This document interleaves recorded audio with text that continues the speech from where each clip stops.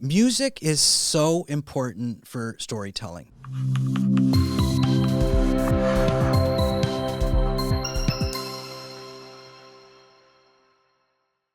So you've done your edit, and next comes music. Music is so important for storytelling, whether it's a gigantic, huge Hollywood big budget film or a low budget indie film.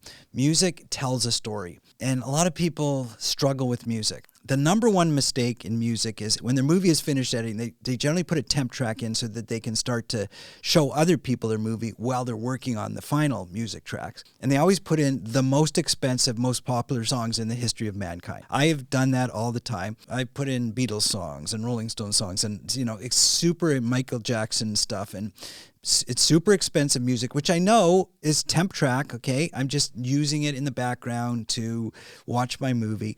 But then what happens is you fall in love with that music and you think you have to have it, but you can't afford it. Remember, you make a mental note that this is temp track music and don't fall in love with it, or don't put that music in as a temp track, because you're not going to be able to afford it unless somebody comes along and says, hey, I love this movie, some studio, and says, hey, let's put this soundtrack in.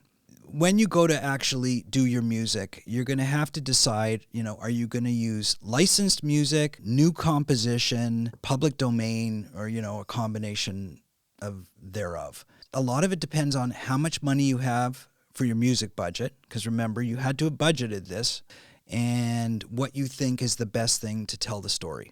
Is it great to have a lead song that is popular and everybody knows? Yeah, of course it's great to have that, kind of like having an A-list actor. The question is, can you afford it? Even if you can, that'll eat your entire budget up, your music budget. And remember, you have to put music throughout the whole thing. I think it's a good idea, if you don't understand music and music licensing especially, to use a music supervisor. There's plenty of them around. They know what songs are affordable at what level. They know what's public domain.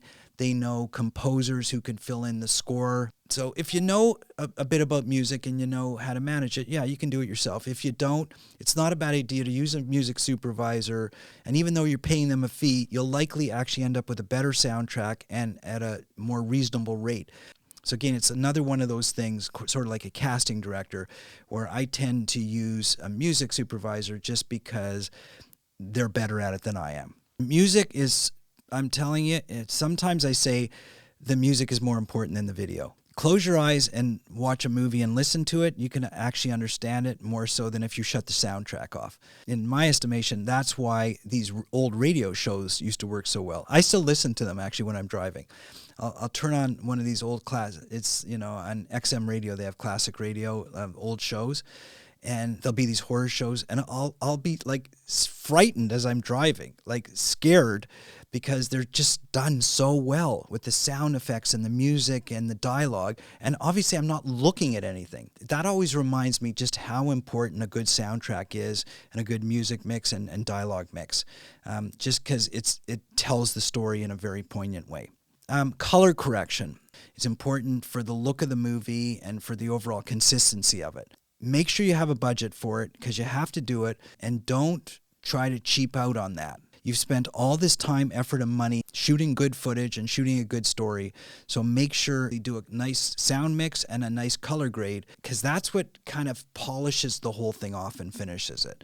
So what I'm saying is budget for it so that you have it tucked away so you can spend the money and do it properly. Okay, now there's special effects, title treatments, and end credits. This is what gives it, all the little tingy, tweaky, fun stuff. Special effects, obviously, if you're a special effects driven movie, you're going to have to do those properly. If, it's a horror movie, you have monsters and things like that, or bullet shots and explosions, and you got to make sure that if, depending on how you shot it, that you have enough to finish it properly and do it. Because those are the big moments in films.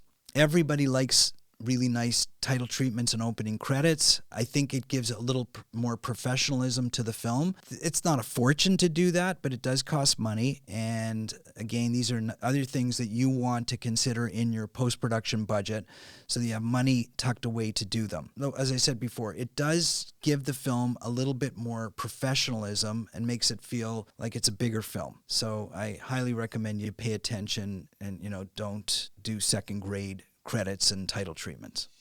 You have a finished film. done, ready to be delivered and seen by the world. They're through the